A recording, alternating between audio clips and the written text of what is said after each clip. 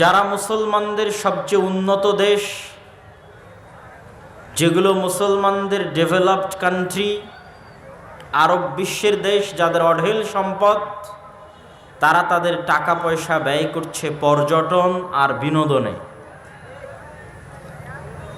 কিভাবে পর্যটন শিল্পকে উন্নত করে দেশ বিদেশের, ইউরোপ এবং আমেরিকার নগ্ন অর্ধনগ্ন অবস্থায় তাদের আনন্দ এবং বিনোদনের ব্যবস্থা করে দেওয়া যাবে, এই মর্মে পর্যটন শিল্পকে উন্নত করা। দ্বিতীয়ত, বিনোদনের নামে ক্রিকেট, ফুটবল থেকে শুরু করে জুয়া, গান বাজনা, বাদ্যযন্ত্রের যত আয়োজন আছে, সব কিছুতে কত এগিয়ে যাওয়া যায় এই নিয়ে এক অসম প্রতিযোগিতা চলছে।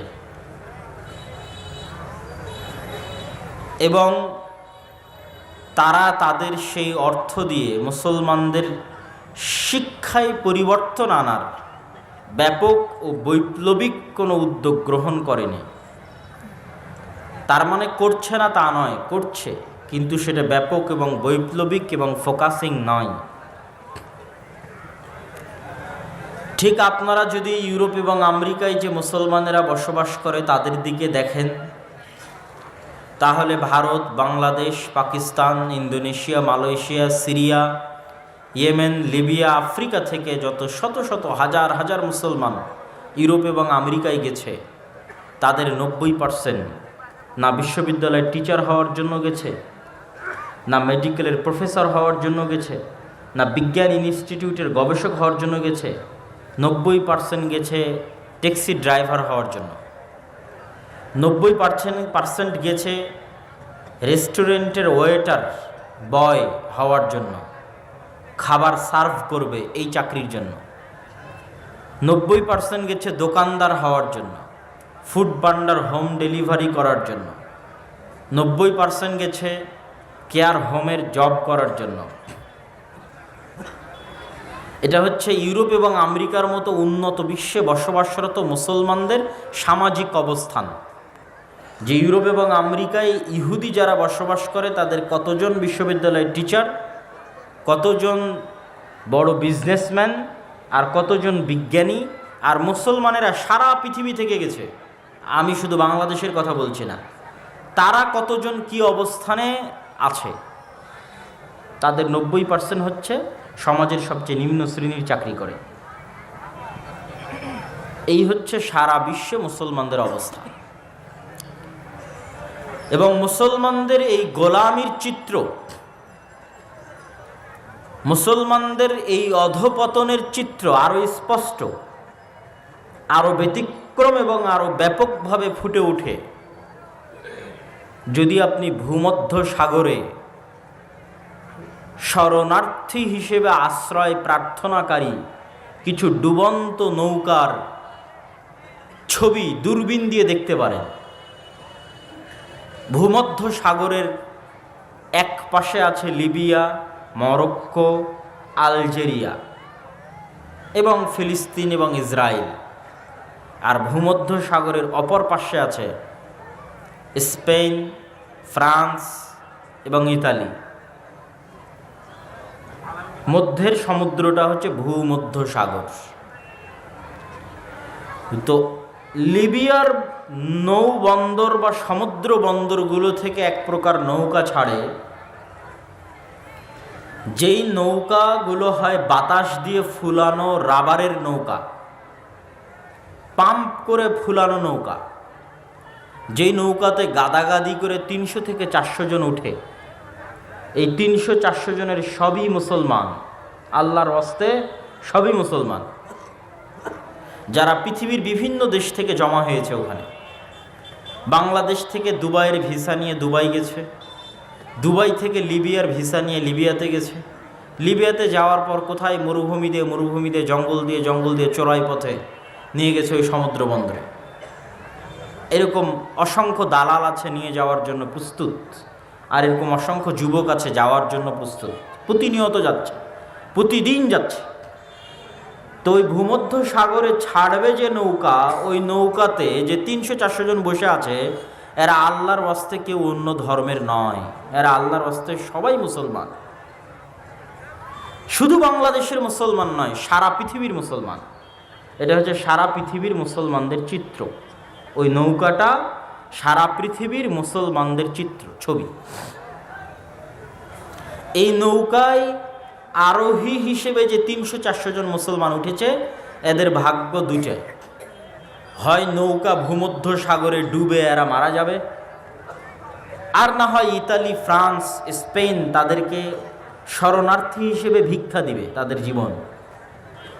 তারা তাদের কাছে শরণার্থী হিসেবে ভিক্ষা নিতে গেছে, থাকার জায়গা। কিছুদিন অবৈধ হিসেবে থাকার পরে বৈধ হওয়ার প্রক্রিয়া শুরু হবে, পাসপোর্ট, আইডি কার্ড ইত্যাদি। এইটা হচ্ছে সারা পৃথিবীর মুসলমানদের চিত্র, যে সারা পৃথিবীর মুসলমানেরা কোথায় আছে, কোন অবস্থায় আছে, কি অবস্থার মধ্যে দিয়ে যাচ্ছে। এত ভয়ঙ্কর অবস্থা হওয়ার পরেও পৃথিবীর কোনো মুসলমান দেশে শিক্ষা নিয়ে কোনো তদারকি আপনি দেখবেন না। আমাদের মতো থার্ড ওয়ার্ল্ড কান্ট্রি, বাংলাদেশ, পাকিস্তানের মতো থার্ড ওয়ার্ল্ড কান্ট্রি, তৃতীয় বিশ্বের দেশ, এই সমস্ত দেশে আপনি রাস্তাঘাট, ব্রিজ, কালভার্ট, ফ্লাইওভারের জন্য বড় বড় মেগা প্রজেক্ট দেখবেন। শিক্ষা, জ্ঞান, গবেষণার জন্য কোনো মেগা প্রজেক্ট পাবেন না। দূরবীন দিয়ে খুঁজেও কোনো মেগা প্রজেক্ট পাবেন না যেটা শিক্ষা, জ্ঞান, গবেষণার জন্য বরাদ্দ আছে। ফলত আমাদের দেশের বিশ্ববিদ্যালয়গুলো বিশ্বে বহু দূরে থাক, এশিয়ারও লিস্টের মধ্যে নাই। এশিয়ারও শীর্ষ 500 বা 1000 লিস্টের মধ্যে পাবেন না আমাদের দেশের বিশ্ববিদ্যালয়গুলো। এবং আমাদের যারা দায়িত্বশীল তাদের প্রয়োজনও নাই যে এখানে যে যুবকেরা বসে আছে এরা পড়াশোনা করে কিছু শিখুক। কেন প্রয়োজন নাই? দুইটা কারণে প্রয়োজন নাই। এক, ক্ষমতায় থাকার জন্য শিক্ষিত মানুষ লাগে না। ক্ষমতায় থাকার জন্য জুয়াখোর, মদখোর, নেশাখোর 10টা 15টা 20টা গুন্ডা হলেই হয়। তাহলে যত বেশি নেশাখোর তৈরি করা যাবে তত লাভ, যত বেশি জুয়াখোর তৈরি করা যাবে তত লাভ, যত বেশি মদখোর তৈরি করা যাবে তত লাভ। কেন না গোলাম বানানো যায়। জুয়াখোর, মদখোর, নেশাখোরকে 10টা টাকা দিলে আরেকজনকে মেরে দিবে, 10টা টাকা দিলে আরেকজনকে প্রহার করে দিবে, হত্যা করে দিবে। এদের কাছে মানবতা বলতে কিছু নেই, অন্য কিছু বলতে কিছু নাই। তাহলে শিক্ষিত করলে তো লস। শিক্ষিত হিসেবে গড়ে তুললে, মানবতাবোধ দিয়ে গড়ে তুললে, আত্মসম্মান, আত্মমর্যাদা দিয়ে গড়ে তুললে লস। এই জন্য যত বেশি মদখোর, জুয়াখোর, নেশাখোর থাকবে তত দেশের সরকারের দায়িত্বশীলের লাভ, সে যেই থাকুক সরকারে। দ্বিতীয় আর একটা কারণ হচ্ছে কেন আপনাদের পিছনে শিক্ষার জন্য বড় বাজেট, মেগা প্রজেক্ট নাই। তার দ্বিতীয় বড় কারণ হচ্ছে আপনারা অশিক্ষিত মূর্খ অবস্থায় বড় হয়েও যখন জীবনের একটা বয়স পেরিয়ে যাবে এবং দেখবেন কোনো কিছুই হচ্ছে না, তখন আপনিও মাইগ্রেট করার চিন্তা ভাবনা করবেন। মাইগ্রেশন, আপনিও যাবেন কোথায়? দুবাই, সৌদি, কুয়েত, উত্তর কোরিয়া, দক্ষিণ Korea, Europe, Saudi, China, Japan, যে যেখানে পারবে সে সেখানে যাবে। আর যতজন যাবে, শুধু ইউরোপ আমেরিকা নয়, যতজন যাবে সারা বিশ্বের বিভিন্ন দেশে, তার 90% যাবে যেই কাজ করার জন্য, সেটা হচ্ছে তৃতীয় শ্রেণীর নাগরিকের কাজ, লেবারের কাজ, যেটা করতে শিক্ষিত হওয়া লাগে না। তথা আমাদের বাংলাদেশি ভাইয়েরা সৌদি আরব, কুয়েত, কাতার, বাহরাইন, দুবাইয়ে যে কাজ করছে, বেশিরভাগ ভাইয়েরা ওই কাজ করার জন্য শিক্ষিত হওয়া লাগবে না। তাহলে আপনি অশিক্ষিত থাকলে আমার লস কি ভাই? আপনি অশিক্ষিত থাকলেও আমি আপনাকে দুবাই, সৌদি পাঠিয়ে রেমিটেন্স পাচ্ছি। আপনি অশিক্ষিত থাকলেও আমি আপনাকে ইউরোপ, আমেরিকা পাঠিয়ে ট্যাক্সি ড্রাইভার করে, ওই রেস্টুরেন্টের ওয়েটার করে রেমিটেন্স পাচ্ছি। আপনি অশিক্ষিত থাকলেও আপনাকে আমি গার্মেন্টসে চাকরি দিয়ে টাকা ইনকাম করতে পারছি। তাহলে কেন আমি আপনাকে শিক্ষিত করব? বলেন, কি প্রয়োজন আমার শিক্ষিত করার? শিক্ষিত করলেই বরং বিপদ। ফলত আপনাকে শিক্ষিত করার কোনো প্রয়োজন নাই, এই জন্য আপনাকে শিক্ষিত করার জন্য কোনো বাজেটও নাই। এটা হচ্ছে সারা বিশ্বের মুসলমানদের অবস্থা। আমি একদম আরব বিশ্বের মুসলমানদের অবস্থা থেকে, ইউরোপ আমেরিকার মুসলমানদের অবস্থা থেকে আপনার বাংলাদেশের মুসলমানদের অবস্থা পর্যন্ত বলে দিলাম। আর ভারতের এমনও রাজ্য আছে যে সমস্ত রাজ্যের জরিপ করলে দেখা যাবে যে আদালতে যতগুলো খুনের মামলা হয়েছে, আদালতে যতগুলো মদ নেশা জুয়ার মামলা হয়েছে, আদালতে যতগুলো চুরি ডাকাতির মামলা হয়েছে, তার 80% মামলার আসামি মুসলমানেরা, আর 20% হচ্ছে হিন্দুরা। মানে পুরো জাতিটা একটা মদখোর, নেশাখোর, জুয়াখোর জাতিতে পরিণত হয়ে গেছে, বলে আয়াজ বিল্লাহ। তাহলে এদের উপর যদি আল্লাহর গজব না আসে, কাদের উপর আসবে? এদের উপর যদি আল্লাহর আযাব না আসে, কাদের উপর আসবে? যাদের চারিত্রিক অধঃপতন এই জায়গায় গিয়ে পৌঁছেছে। আমি কখনোই মুসলমানদেরকে দিনগত হিসেবে ছোট করতে চাই না। মুসলমানদের ভিতরে যে ঈমান আছে, এই ঈমান হাজারো লাখো কোটি কাফেরের ভিতরে যে কুফরি আছে তার চেয়ে উত্তম। এবং ওই সমস্ত কাফেরদের মধ্যে যে কুফরি আছে, কুফরি থাকার কারণে তারা ভীত, তারা সন্ত্রস্ত, তাদের মানসিক কোনো শান্তি নাই, যদিও তারা উন্নত। তো আমি সেই দিক থেকে আপনাদেরকে ছোট করছি না, কিন্তু উদাহরণ হিসেবে বলতে গিয়ে যে আমাদের যেখানে ঈমান আছে সেখানে আমাদের শিক্ষায় আরও বেশি এগিয়ে থাকা উচিত ছিল। আপনি ইউরোপ এবং আমেরিকায় গেলে তাদের বাস, ট্রেন, রেল, বিমান যেখানেই উঠেন না কেন, এমনকি পার্কে গেলেও আপনি দেখবেন যে মানুষ বই হাতে আছে এবং বই পড়তেছে, যেটা আমার নিজস্ব অভিজ্ঞতা আপনাকে বলতেছে। তথা তারা জ্ঞানের মাধ্যমেই পৃথিবীটা শাসন করতেছে। আমার কখনো এটা মনে হয়নি যে আল্লাহ সুবহানাহু ওয়া তাআলা তাদেরকে দয়া করে পৃথিবী শাসনের সুযোগ দিয়েছে, না, আল্লাহ আমাদের অযোগ্যতার কারণে তাদেরকে পৃথিবী শাসনের সুযোগ দিয়েছে। আমাদের অযোগ্যতা এবং আমাদের আল্লাহর নেয়ামতের নাশুকরি এবং তাদের চেষ্টা এবং পরিশ্রম তাদের উপর দয়া এবং রহমত হিসেবে নয়, আমাদের জন্য পরীক্ষা এবং শাস্তি হিসেবে। কেননা তারা পড়ে, তারা জ্ঞান অর্জন করে। একটা মুসলমানও যে পড়ে না, জ্ঞান অর্জন করে না, শিক্ষা দীক্ষায় তারা পিছিয়ে, 100 বছর 500 বছর পিছিয়ে। এবং আপনি বিশেষ করে ইহুদি পল্লীগুলোতে যদি যান তাহলে দেখবেন, আশ্চর্য হবেন যে ইহুদি পল্লীগুলোতে তারা পৃথিবীর মানুষকে যা শিখিয়েছে তার ব্যতিক্রম কার্যক্রম তারা করে। তারা পৃথিবীর মানুষকে শিখিয়েছে তোমরা ছেলে মেয়ে নাও, একটা অথবা দুইটা, এবং এটার পিছনে তারা কোটি কোটি টাকা ব্যয় করছে সারা পৃথিবীতে এই প্রজেক্টের পিছনে। কিন্তু কোনো ইহুদি ফ্যামিলির সন্তান 6টা 7টার নিচে নাই। আপনি আজকে আমার কথা শুনে গিয়ে পরীক্ষা করবেন যেমন কোনো ইহুদি ফ্যামিলি আছে কিনা যার সন্তান সন্ততি 6টা 7টার নিচে। এটা তারা প্রমোট করে তাদের মধ্যে যে সন্তান বেশি নিতে হবে, আর পৃথিবীবাসীকে প্রমোট করে কোটি কোটি টাকা খরচ করে যে তোমরা সন্তান কম নাও। পৃথিবীবাসীকে ব্যস্ত রাখে যে তোমরা free fire, PUBG, video game, মদ, জুয়া, ক্রিকেট, ফুটবল, বিশ্বকাপ এগুলো নিয়ে ব্যস্ত থাকো। কয়টা বিশ্বকাপের আয়োজন ইসরায়েল করেছে আমাকে দেখান,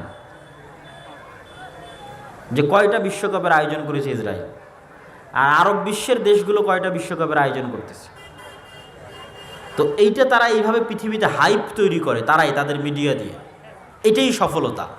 এই সমস্ত জুয়া, মদ, নেশা, গান বাজনা, বাদ্যযন্ত্র, এটাই সফলতা। আর তারা তাদের ভিতরে জ্ঞান, বিজ্ঞান, শিক্ষা এবং পড়াশোনা নিয়ে ব্যস্ত। তারা তাদের সন্তান সন্ততিদের নিয়ে পড়াশোনা, শিক্ষা এবং জ্ঞান নিয়ে ব্যস্ত, জন্মের পর থেকে, এমনকি পেটে থাকার পর থেকে। এই জন্য আমি বলেছি যে তাদের উপর আল্লাহ দয়া করে দিয়েছে এ কথা নয়, আমাদের অযোগ্যতার কারণে, আমাদের গুনাহের কারণে শাস্তি এবং পরীক্ষা হিসেবে আল্লাহ তাদের উপর আমাদের শাসক বানিয়ে দিয়েছে। নাহলে কখনোই তাদের শাসক হওয়ার কথা নয়, যেখানে আমাদের কাছে ঈমান আছে। সম্মানিত উপস্থিতি, এরকম আরও শত শত উদাহরণ আপনাদের সামনে পেশ করতে পারবো। এবার চলে আসি আমাদের মসজিদ। এটা গেল গোটা বিশ্বের মুসলমানদের অবস্থা। এবার আসেন মসজিদে। মসজিদের কমিটির কাছে যদি 10 টাকা থাকে, মসজিদ কমিটি ওই 10টা টাকার 5টা টাকা যে শিক্ষার জন্য ব্যয় করতে হবে এটা তার মাথাতেই নাই। 10 টাকা থাকলে আরও 5 টাকা বেশি করে আগে এসি কিনবে, টাইলস কিনবে, তারপরে হচ্ছে ফ্যান কিনবে, লাইট কিনবে, ছাদ ঢালাই দিবে, এগুলো নিয়ে ব্যস্ত। অথচ আপনি এখন আজকে যদি আপনি এই সমস্ত মসজিদের দায়িত্ব 5 জন ইউরোপিয়ান, 5 জন আমেরিকান অথবা 5 জন ইহুদিকে দিয়ে দেন, আপনাদের যারা আজকে এখানে যতজন মানুষ উপস্থিত হয়েছেন, যাদের কোনো না কোনো মসজিদের সাথে সম্পর্ক আছে, যত মানুষ স্টেজে আছেন, মাদ্রাসার শিক্ষক আছেন, বিভিন্ন মসজিদে ইমামতি করেন, পাশে মুরব্বীরা আছেন, যারা যেখানে বিভিন্ন মসজিদের সাথে সম্পৃক্ত আছেন, তাদের উদ্দেশ্য করে বলছি, আজকে এখন যদি আপনাদের মসজিদগুলোতে আমি কমিটি করে দিই 5 জন আমেরিকান, 5 জন ইউরোপিয়ান বা 5 জন ইহুদি, তাহলে ওরা আগে এসে দেখবে মসজিদের ফান্ডে কয় টাকা আছে, তো মসজিদের ফান্ডে 1 টাকা আছে, তো বলবে 8 আনা শিক্ষার জন্য ব্যয় করো। কথা কি আমার বুঝতে পেরেছেন? ওরা যদি এসে দেখে মসজিদের ফান্ডে 8 আনা আছে, তাহলে বলবে 4 আনা শিক্ষার জন্য ব্যয় করো। এভাবে ওরা পৃথিবীটা পরিচালনা করছে। আমার সরকারের কাছে যদি 100 টাকা থাকে, আগে বলবে রাস্তা বানাও, ব্রিজ বানাও, কালভার্ট বানাও, বিশ্ববিদ্যালয়, স্কুল, কলেজ, সিলেবাস, জ্ঞান, গবেষণা, ওগুলো পদ্মা নদীতে ভাসিয়ে দাও, সব লেবার হবে। কথা বুঝতে পারেননি? তো একই অবস্থা আরব বিশ্বের দেশগুলো। তুমি বিশাল বুর্জ খলিফা বানিয়েছো, তো বুর্জ খলিফা বানানোর ইঞ্জিনিয়ার তোমার দেশে জন্ম দিতে পেরেছো? না চাইনিজ, আমেরিকান আর ইউরোপিয়ান কোম্পানি দিয়ে বুর্জ খলিফা বানিয়েছো? বলো। শুধু টাকা থাকলেই স্থায়ী শাসন ক্ষমতা অর্জন করা যায় না, এগুলো অস্থায়ী। তখনই তুমি স্থায়ী শাসন ক্ষমতা অর্জন করবা যখন জ্ঞানে সামনে এগিয়ে থাকবে। তাহলে আপনাদের কাছেও যখন 10 টাকা আসতেছে, আপনি 10 টাকার পুরোটাই, আরও পারলে উন্নয়ন মানে কি, আপনি এসি লাগাবেন, টাইলস লাগাবেন, দিয়ে মসজিদ স্বর্ণ দিয়ে বানিয়ে দিবেন। আমার একটা প্রশ্নের উত্তর দেন যে ওই মসজিদ স্বর্ণ দিয়ে বানিয়ে কি করবেন যেই মসজিদের আশেপাশের মানুষজন, যুবক, তরুণ, তরুণী, মদখোর, নেশাখোর, জুয়াখোরে পরিপূর্ণ হয়ে গেছে? কি করবেন স্বর্ণ দিয়ে বানিয়ে? মসজিদ স্বর্ণ দিয়ে বানিয়ে কি করবেন যেই মসজিদের আশেপাশের তরুণ, যুবক, কিশোর মদ, জুয়া, নেশা, ফ্রি ফায়ার, পাবজিতে মত্ত? ওই মসজিদ স্বর্ণ দিয়ে বানিয়ে আপনি করবেন কি? আমাকে উত্তর দেন। ওই মসজিদে একদিন সালাত আদায় করার লোক থাকবে না। আপনার স্বর্ণের মসজিদ বিরান পড়ে থাকবে, কেউ সালাত আদায় করার থাকবে না, কেউ না। কিন্তু ওই মসজিদের 10টা টাকার 5টা টাকা যদি আপনি শিক্ষার জন্য ব্যয় করতেন, মসজিদ যদি নাও থাকে তো মুসলমানেরা খোলা মাঠে সালাত আদায় করবে। জুইলাত লিয়াল আরদু মাসজিদা, সমগ্র পৃথিবী আমার জন্য মসজিদ করা হয়েছে। এবং জরিপ করলে দেখা যাবে, আল্লাহ ভালো জানে কত লাখ, কত কোটি মুসলমানের সন্তান এই জেনারেশন কোরআন না শিখে এবং দ্বীনের জ্ঞান অর্জন না করে বড় হচ্ছে, যেটা আজ থেকে 20 বা 30 বছর আগের চাইতে বেশি। আজ থেকে 20 বা 30 বছর আগে আপনারা অন্তত মসজিদের মক্তবে কিছু শিখেছিলেন, কিন্তু এখন সেই মক্তব ব্যবস্থা না থাকার কারণে, স্কুলের সিলেবাসগুলো পরিপূর্ণ দিন বিমুখ হওয়ার কারণে দেশ ও জাতির বিশাল একটা অংশ দিন বিমুখ হিসেবে বড় হচ্ছে। এই সমস্যাকে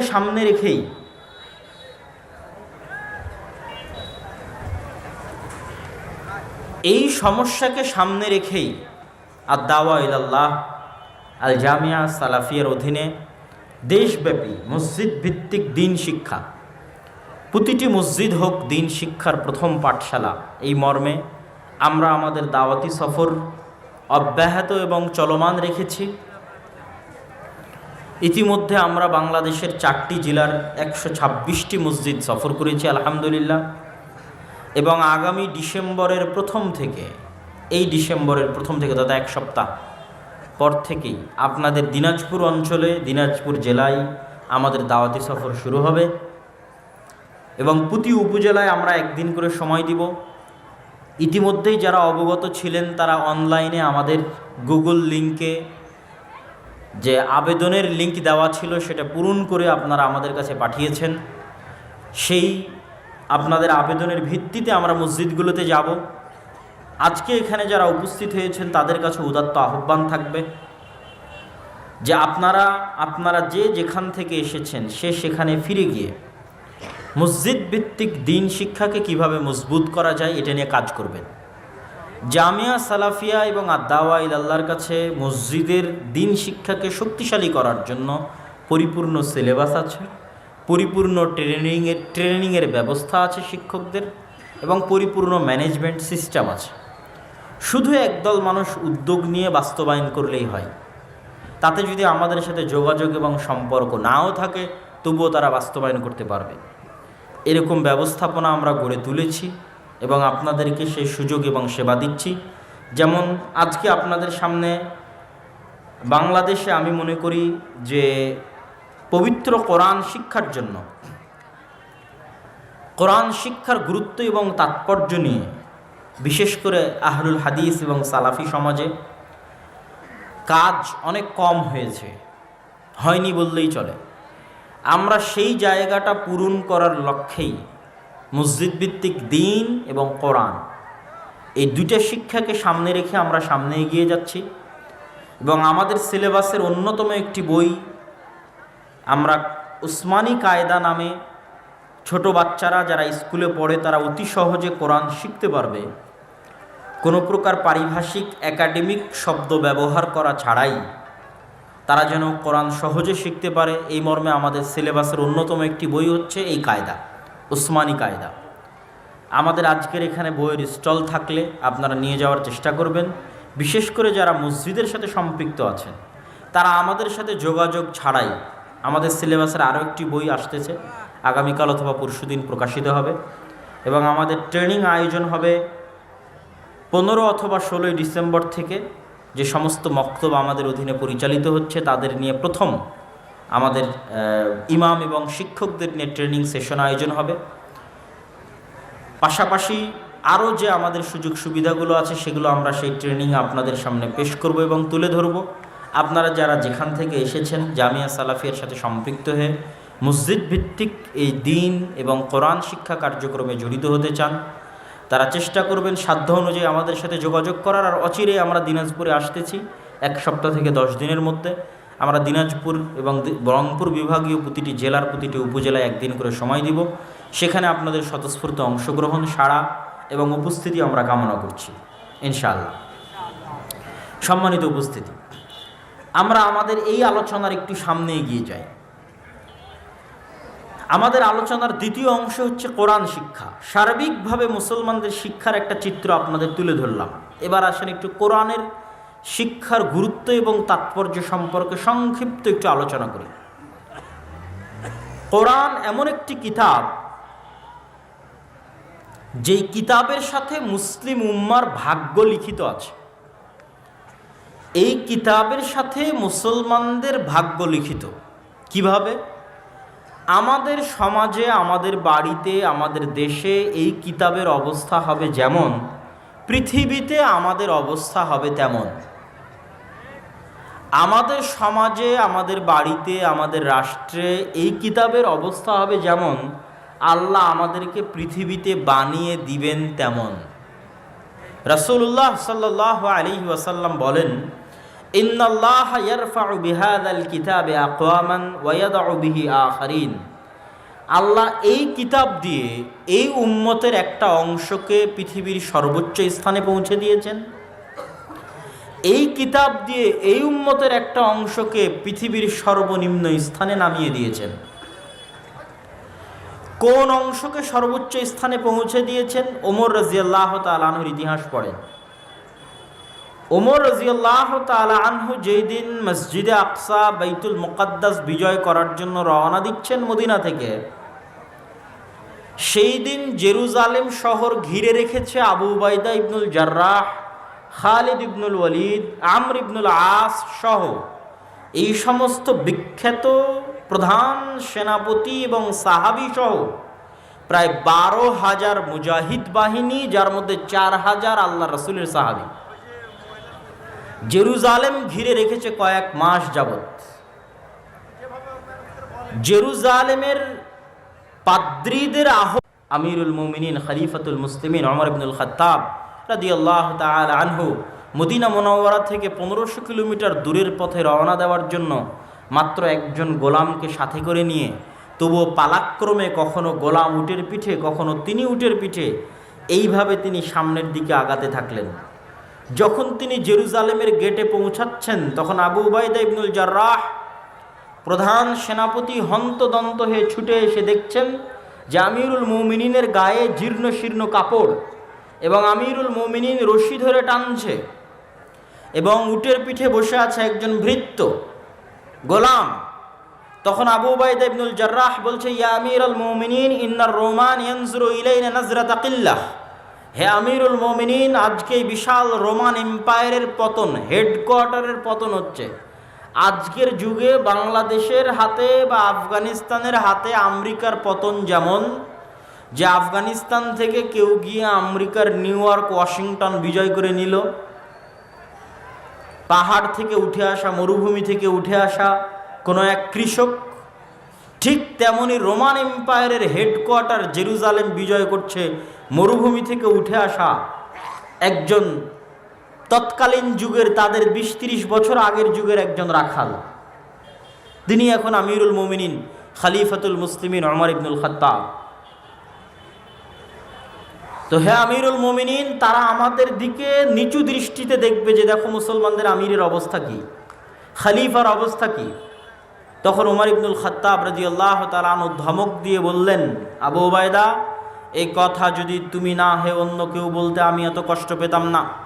আবু উবাইদা শোনো, কুন্না কওমান আযিল্লাহ, আজ থেকে 20-30 বছর আগে জাহিলিয়াতের যুগে আরবের মরুভূমিতে মক্কা এবং মদিনায় গত 1000 বছরেও কোনো সাম্রাজ্য কায়েম হয়নি, গত 100 বছরেও কোনো রাজত্ব তৈরি হয়নি।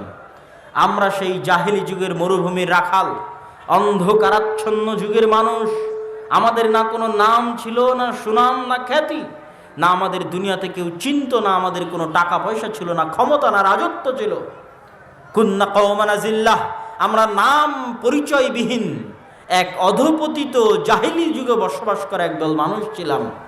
আজ আল্লাহ আমার মতো ওমর রাদিয়াল্লাহু তাআলা আনহুকে কোন পর্যায়ে পৌঁছে দিয়েছে যে আমি রোমান এম্পায়ারের হেডকোয়ার্টার জেরুজালেম বিজয় করছি। তার কারণ কি জানো?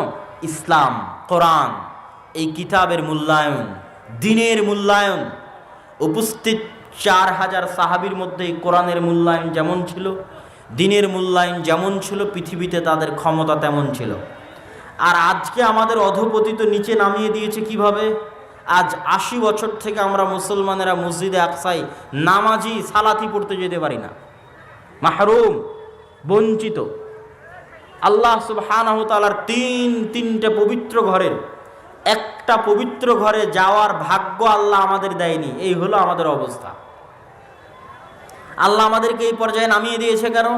আমাদের বাড়ি ঘরে দ্বীন এবং কোরআনের অবস্থা যেমন হয়ে গেছে, আল্লাহ আমাদের তেমন করে দিয়েছে। এবং উম্মতে মুহাম্মাদির উপর আল্লাহর গজবের ধরন এটাই। উম্মতে মুহাম্মাদির উপর আল্লাহ সুবহানাহু ওয়া তাআলার আযাব, গজব, পরীক্ষা অতীতের উম্মতের মতো হবে না। নূহ আলাইহিস সালাতু ওয়াস সালামের কওমকে আল্লাহ বন্যা দিয়ে ডুবিয়ে দিয়েছেন। লূত আলাইহিস সালাতু ওয়াস সালামের কওমকে আল্লাহ শহর উল্টিয়ে দিয়েছেন। আদ, সামুদ, তাদেরকে আল্লাহ সুবহানাহু ওয়া তাআলা বিকট আওয়াজ, ঝড় ঝঞ্ঝা, বৃষ্টি দিয়ে ধ্বংস করে দিয়েছেন। বনু ইসরাইলের একটা অংশকে আল্লাহ বানরে এবং শূকরে পরিণত করে দিয়েছেন। উম্মতে মুহাম্মাদের উপর আযাবের ধরনের মধ্যে একটা ধরন বানর এবং শূকরে পরিণত করা আছে। হাদিসে আল্লাহর নবী বলেছেন, আমার উম্মতের একদল মানুষ বানর এবং শূকরে পরিণত হয়ে যাবে। যারা গান বাজনা, বাদ্যযন্ত্র, অশ্লীলতা, বেহায়াপনার সাথে সম্পৃক্ত থাকবে, মদ এবং নেশার সাথে সম্পৃক্ত থাকবে, তাদের একদল মানুষ রাতে রাতে শূকর এবং বানরে পরিণত হয়ে যাবে। আর শূকর এবং বানরে পরিণত হওয়া কঠিন কিছু নয়। আজকের যারা বিজ্ঞানী গবেষণা করছে, তারা মনে করছে যে আমরা বানর থেকে তৈরি হয়েছি। নাউজুবিল্লাহ, যে আমরা বানর থেকে এসেছি। আসলে বিষয়টা উল্টা, বরং মানুষই বানর হয়ে যেতে পারে। বানর থেকে মানুষ এসেছে তা নয়। শরীয়ত কি বলে? মানুষই কি হয়ে যেতে পারে বলেন তো? বানর হয়ে যেতে পারে। মানুষই শুকুর হয়ে যেতে পারে। বিজ্ঞানীরা ধোঁকা খেয়েছে কিসে? মানুষের যে ডিএনএ আছে আর বানর আর শুকুরের যে ডিএনএ আছে, এই দুই ডিএনএ এত বেশি মিল যে মানুষ যদি আর দ্বিতীয় কোনো প্রাণীতে পরিণত হওয়ার সম্ভাবনা থাকে তাহলে সেটা বানর আর শুকুর। আর তৃতীয় কোনো প্রাণীতে মানুষের রূপান্তর সম্ভব নয়। এই জন্য আল্লাহর আযাব এবং গজব হিসেবে বানু ইসরাইলদের কি হয়েছিল? আল্লাহ সামান্য ডিএনএ পরিবর্তন করে দিয়েছে, ওরা রাতের অন্ধকারে বানর আর শুকুর হয়ে গেছে। কেননা মানুষ থেকে বানর শুকুর করা খুবই সহজ। প্রচণ্ড মিল আছে বানর এবং শুকুরের ডিএনএর সাথে মানুষের ডিএনএ। এই ডিএনএর মিল দেখে বিজ্ঞানীরা পাগলেরা ভুল বুঝেছে কি যে আমরা হয়তো বানর থেকে মানুষ হয়েছে, নাউজুবিল্লাহ। আসলে শরীয়ত কি বলছে? মানুষই কি হয়ে যেতে পারে? বানর এবং শুকুর হয়ে যেতে পারে। মানুষ বানর এবং শুকুর থেকে আসেনি, কিন্তু মানুষ বানর এবং শুকুর হয়ে যেতে পারে। কিন্তু এটাও মনে রাখতে হবে আল্লাহর আযাব এবং গজবের কারণে। জি না না ডাকেনি তো। মানুষ আযাব এবং গজবের কারণে যারা বানর এবং শুকুরে পরিণত হয়ে যায় তারা কিন্তু আবার বেঁচে থাকে না, তারা মারা যায়, তাদের বংশ পরম্পরা বৃদ্ধি হয় না। সুতরাং আমরা এটাও বলতে পারবো না যে আজকে যারা বানর আছে তারা বানু ইসরায়েলের ওই অভিশপ্ত যাদের মানুষকে আল্লাহ বানর বানিয়ে দিয়েছিল তাদের পরবর্তী বংশধর, তা নয়। বানর আল্লাহর একটা স্বতন্ত্র সৃষ্টি, শুকুর আল্লাহর একটা স্বতন্ত্র সৃষ্টি, মানুষ আল্লাহর একটা স্বতন্ত্র সৃষ্টি। কিন্তু মানুষ যদি দ্বিতীয় কোনো পশুতে পরিণত হয় তাহলে সেটা কোন পশুতে পরিণত হবে? বানর এবং শুকুর। এটা আল্লাহর গজব, আযাব। ঠিক উম্মতে মুহাম্মাদির উপর আল্লাহর আর একটা আযাব এবং গজব স্থায়ীভাবে থাকতেই থাকবে, থাকতেই থাকবে। সেটা কি? সেটা হচ্ছে উম্মতে মুহাম্মাদির উপর বিধর্মীদের চাপিয়ে দেওয়া। উম্মতে মুহাম্মাদি যদি আপনারা আজকে কাহারোল উপজেলার মানুষ যারা আজকে এখানে একত্রিত হয়েছেন, ইসআল নাফসাকুম ইসআলু আনফুসাকুম, আপনাদের নিজেদের জিজ্ঞেস করেন যে আপনি সর্বশেষ কতদিন কোরআন পড়েননি। আপনারা নিজেদের জিজ্ঞেস করেন আপনাদের বাড়িতে সর্বশেষ কতদিন কোরআন পড়া হয়নি। উপস্থিত মা এবং বোনেরা নিজেদের জিজ্ঞেস করেন আপনাদের বাড়িতে কতদিন যাবৎ কোরআন বুঝা, কোরআন তেলাওয়াত, কোরআন অনুধাবন হয় না। তাহলে এবার গোটা কাহারোল উপজেলা, গোটা দিনাজপুর জেলা, গোটা রংপুর বিভাগের মানুষজন যদি নিজেদের মাপে যে তাদের বাড়িতে তাদের জীবনে তারা মাসকে মাস, বছরকে বছর থেকে না কোরআন পড়ে না বোঝার চেষ্টা করে, তাহলে তাদের উপর তো আল্লাহর আযাব আসা উচিত। কেন? আল্লাহ বলেছে এই কিতাব এই উম্মতের একটা অংশকে উপরে উঠিয়ে দিবে আর একটাকে নিচে নামিয়ে দিবে। তো যেটাকে নিচে নামিয়ে দিবে ওদের আযাবটা কি? তো আপনি যদি মনে করেন যে কাহারুলের কেউ আজকে যদি কোরআন না পড়ে তাহলে আল্লাহ কাহারুলকে ভূমিকম্পতে ধ্বংস করে দিবে, জি না। আপনি যদি মনে করেন আজকে দিনাজপুরের কোনো মানুষ কোরআন না বুঝে, কোরআন না শিখে, তাহলে দিনাজপুরকে আল্লাহ বন্যে দিয়ে ডুবিয়ে দিবে, জি না। এটা উম্মতে মুহাম্মাদির উপর আল্লাহর সামগ্রিক আযাব এবং গজবের ধরন নয়। আজ যদি দিনাজপুরের মানুষের বাড়িতে, ঘরে, সমাজে, রাষ্ট্রে কোরআনের কোনো মান, সম্মান, ইজ্জত, মূল্যায়ন না থাকে, কেউ না পড়ে না বুঝে, তাহলে এই দিনাজপুর এবং কাহারুলের মানুষকে আল্লাহ আযাব দিবে কিভাবে? এদের ওপর আল্লাহ বিধর্মীদের চাপিয়ে দিবে। ধরেন আপনার দিনাজপুরের ওপর আল্লাহ হিন্দুদের চাপিয়ে দিল, দিয়ে কি হবে? একদিনে, এখন এই মুহূর্তে এখানে উপস্থিত সব মানুষকে যদি এখন বম মেরে হত্যা করে দেওয়া হয়, আল্লাহর কসম পৃথিবীতে কেউ জিজ্ঞেস করেনই থাকবে না যে কাহারুলে এরকম 5,000 মানুষ এক জায়গায় জমা হয়েছিল, সবকে বম দিয়ে উড়িয়ে দেওয়া হয়েছে, জিজ্ঞেস করার থাকবে না। এই আপনার মূল্য হচ্ছে এই, এটা আল্লাহ বানিয়ে দিবে। কেন? আপনার ঘরে, আপনার বাড়িতে কোরআন এরকম হয়ে গেছে। গোটা দিনাজপুরের মানুষকে যদি একদিনে জবাই করে দেওয়া হয়, সারা পৃথিবীর কোনো কোনায় উচ্চারিতই হবে না দিনাজপুরের নাম, যে দিনাজপুরে 1 লক্ষ মানুষ ছিল, একদিনে হিন্দুরা জবাই করে দিয়েছে, কেউ নামই নিবে না। কেন? আপনার বাড়িতে, আপনার ঘরে কোরআন এরকম হয়ে গেছে।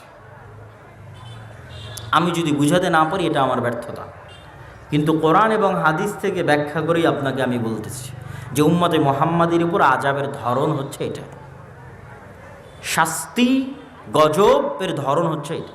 এবং এভাবে আল্লাহ উম্মতে মুহাম্মাদিকে আযাব এবং গজব দিয়েছে। অন্য কোনোভাবে আপনি পাবেন না যে গোটা 1400 বছরের ইতিহাসে কোনো মুসলিম শহর মাটিতে ধসে গেছে, পাবেন না। কোনো মুসলিম শহর সমূলে বন্যায় ধ্বংস হয়ে গেছে, পাবেন না। মানে কি মুসলমানরা আজীবনই ভালো ছিল? না। কিন্তু কি পাবেন? বাগদাদের ইতিহাস পড়ে দেখেন, একদিনে লক্ষ লক্ষ মুসলমানকে জবাই করেছে হালাকুকা। এটা শাস্তি, এটা আযাব।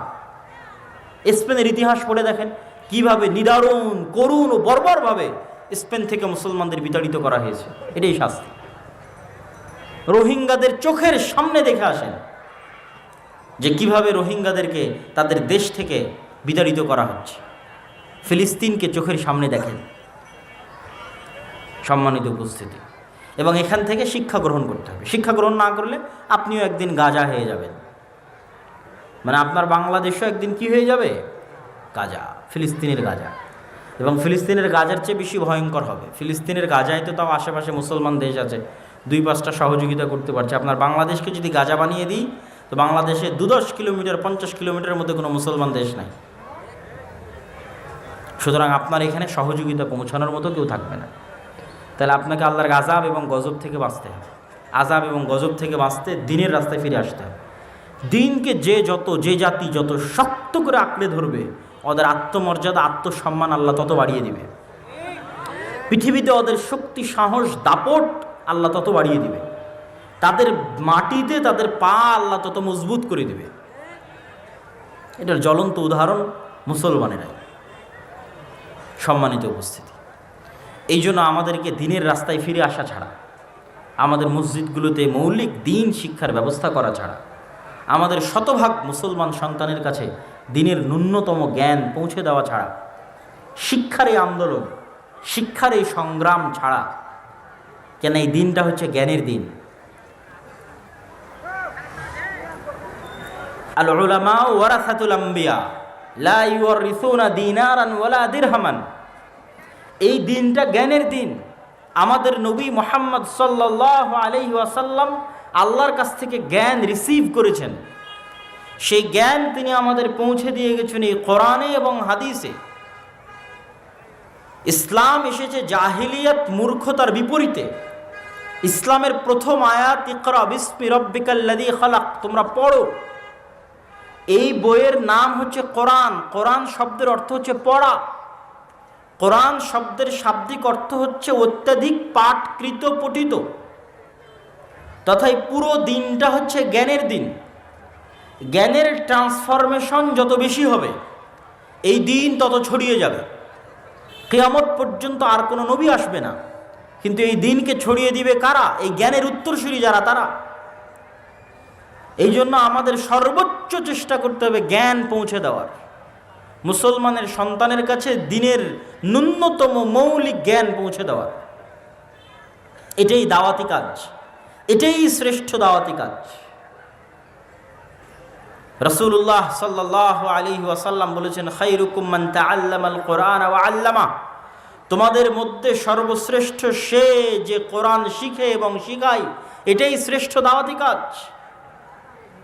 আর এই জন্য এই শিক্ষার দাওয়াতি কাজের সবচেয়ে বড় শত্রু, কোরআনের জ্ঞান ছড়িয়ে দেওয়ার দাওয়াতি কাজের সবচেয়ে বড় শত্রু শয়তান। সবচেয়ে বড় শত্রুকে বলেন শয়তান। আপনাকে আমি দলিল দিই, শয়তান যে সবচেয়ে বড় শত্রু তার দলিল।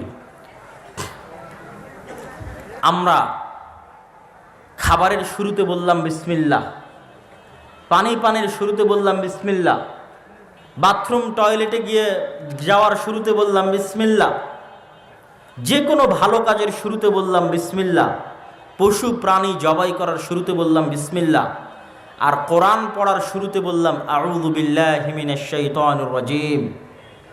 একমাত্র ব্যতিক্রম কোরআন, যার শুরুতে আপনাকে শয়তান থেকে বাঁচতে চাইতে হবে, তারপরে বিসমিল্লাহ। কোরআন পড়ার শুরুতে আগে শয়তান থেকে বাঁচতে চাও, তারপরে বিসমিল্লাহ বলো। কেন? এই কোরআন তোমাকে শয়তান পড়তে দিবে না, এই কোরআন তোমাকে শয়তান শিখতে দিবে না। আমরা যতজন গত 1 মাস, 6 মাস, 5 দিন, 1 সপ্তাহ, 10 দিন যাবৎ কোরআন থেকে দূরে আছি, কোরআন বুঝা এবং কোরআন শিখা এবং পড়া থেকে দূরে আছে, আমাদেরকে কে দূরে রেখেছে ভাই? শয়তান। আমাদের যাদের বাড়িতে মাসকে মাস থেকে কোরআন তেলাওয়াত হয় না, বোঝা হয় না, শিখা হয় না, পড়া হয় না, এই বাড়িগুলো কারা দখল করে রেখেছে? শয়তান। এবং শয়তান কোনো কাল্পনিক চরিত্রের নাম নয়। বিভিন্ন যে সায়েন্স ফিকশনের যে গল্প, কাল্পনিক গল্প, কাল্পনিক উপন্যাস, কাল্পনিক ভূত পেত্নির গল্প, এই কাল্পনিক কোনো চরিত্রের নাম শয়তান নয়। শয়তান এক অতি বাস্তব, অতি সত্য এবং অতি ভয়ঙ্কর চরিত্রের নাম হচ্ছে শয়তান। আল্লাহ সুবহানাহু ওয়া তাআলা এই পৃথিবী ডেভেলপ করার আগেই, যেভাবে আপনারা সফটওয়্যার ডেভেলপ করেন, অ্যাপ ডেভেলপ করেন, এই পৃথিবীর সিস্টেম যখন আল্লাহ ডেভেলপ করেছেন, এই পৃথিবীকে আল্লাহ একটা সিস্টেমে তৈরি করেছেন, যেই সিস্টেমগুলো অপরিবর্তনীয়, একমাত্র আল্লাহ চাইলে পরিবর্তন হতে পারে।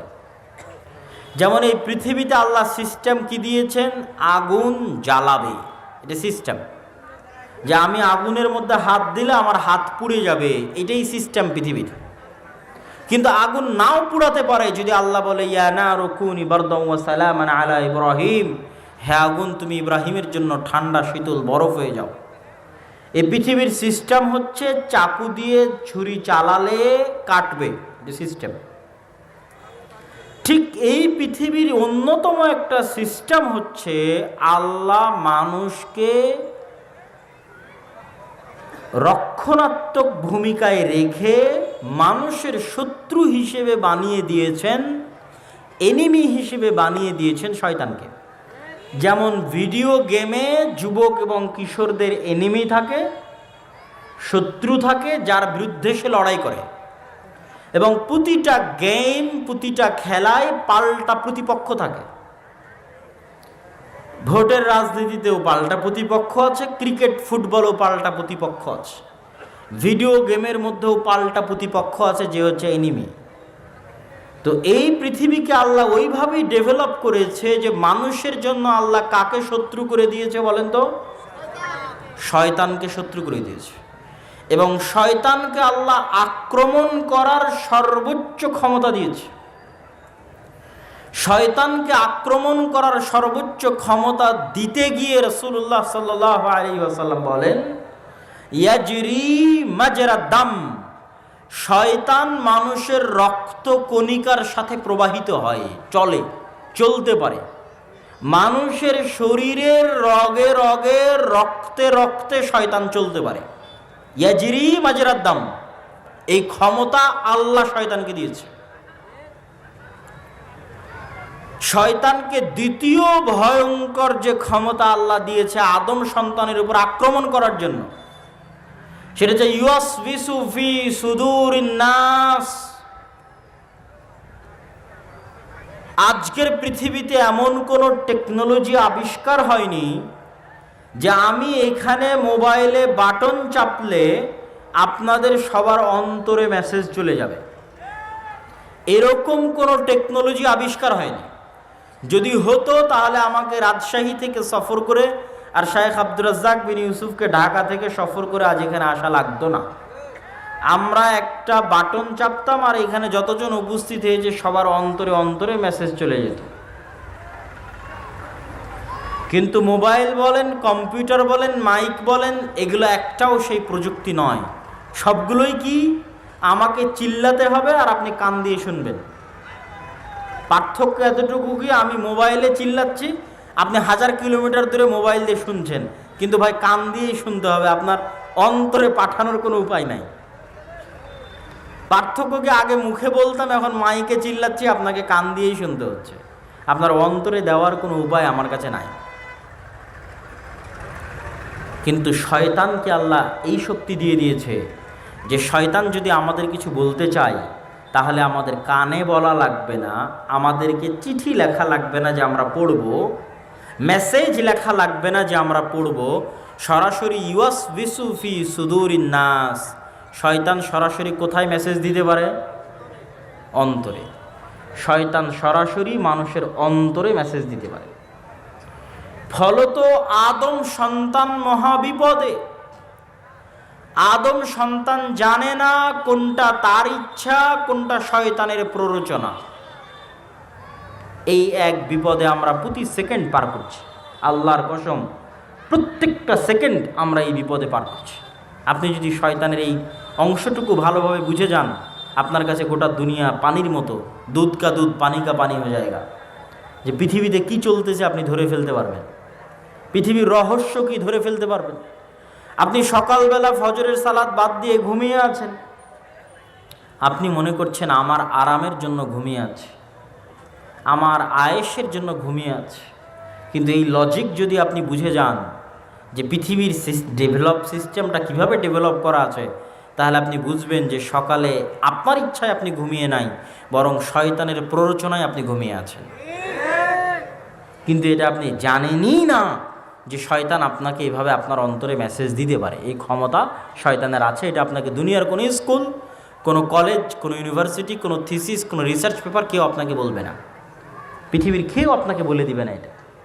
পৃথিবীর যেখানে যাবেন সবাই বলবে তোমার মন মতো চলো, মনের কথা শোনো, সবাই বলবে। কেউ বলবে না যে তোমার অন্তরে শয়তান নামে একটা চরিত্র আছে, যার প্রভাব আছে, অতএব সাবধান।